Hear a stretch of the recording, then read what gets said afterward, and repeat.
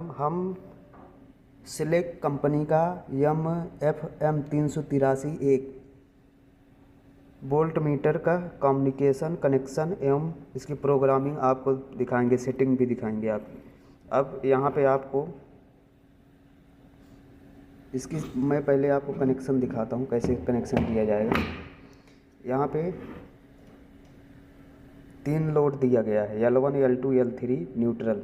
ये आपको किसी भी ट्रांसफार्मर से आके ट्रांसफार्मर से लोड आ रहा है।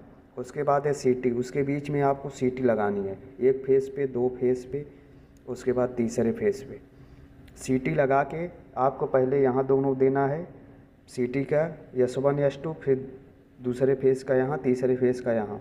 और उसके बाद यहाँ पे आपको वोल्टेज देना है उसी का न्यूट्रल कॉमन कर देना है, पहला वोल्टेज, उसके बाद दूसरा वोल्टेज, तीसरा वोल्टेज।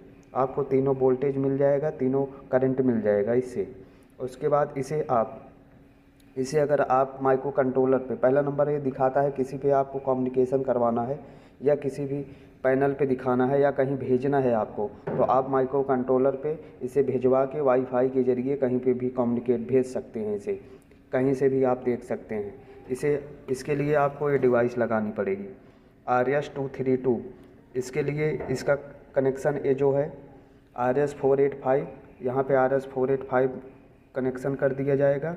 उसके बाद यहाँ से RS-232 DB9 के ज़रिए माइक्रो DB9, ये DB9 कम्युनिकेट कर दिया जाएगा। ये DB9 है, DB9 लगा दिया जाएगा।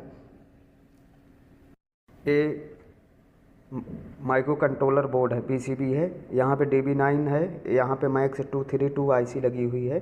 DB9 यहाँ से देंगे, यहाँ सीरियल USB से ये UART पे भेज देगा माइक्रो कंट्रोलर के UART से। इसे आप वाईफाई के ज़रिए कहीं पे भी कम्युनिकेट करा सकते हैं, कहीं पे भी डेटा ले सकते हैं। आप घर बैठे अपना डेटा इंडस्ट्री का ले सकते हैं। अब आप इसे प्रोग्रामिंग आपको बताते हैं कैसे करेंगे आप। इसमें आपको 3 लाइन दी गई है, इसमें तीनों वोल्टेज आ जाएंगे। जो आपने तीनों वोल्टेज दिए हैं, तीनों वोल्टेज आएंगे, तीनों करंट, तीनों वोल्टेज हैं। अभी मैंने एक वोल्टेज लगा रखी है, आप चाहें तो तीनों पे तीनों वोल्टेज लगा देंगे, तीनों वोल्टेज देगा यहाँ पे। और यहाँ पे आपको तीनों करंट देगा, तीनों फेस का करंट है कितना, एक फेस पे कितना करंट ले रहा है, तीनों करंट भी आ जाएगा। और उसके बाद अब यहाँ पे एक फेस का दे रहा है, इस दूसरी बटन से आपका एक फेस का दे रहा है, कितना वोल्टेज है, कितना करंट है और कितने फ्रीक्वेंसी पे चल रहा है। अब ये दूसरा वोल्टेज हो, दूसरे पे मैंने वोल्टेज ना लगा रखी है।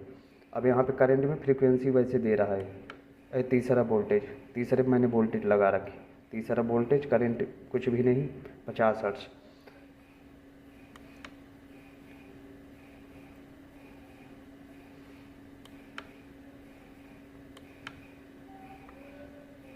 अब यहाँ पे आप टोटल कितना पिको फैरड, कितना कैपेसिटर लगा है। अगर आपको कैपेसिटर लगाना है, लैग लीड हो रहा है, तो इसके लिए कैपेसिटर बता देगा कितना लगना है, कितना पिको फैरड। अब आपको मैं प्रोग्रामिंग इसका दिखाता हूँ, इसके अंदर के फंक्शन अगर आप चेंज करना चाहते हैं कैसे सेटिंग करेंगे इसको।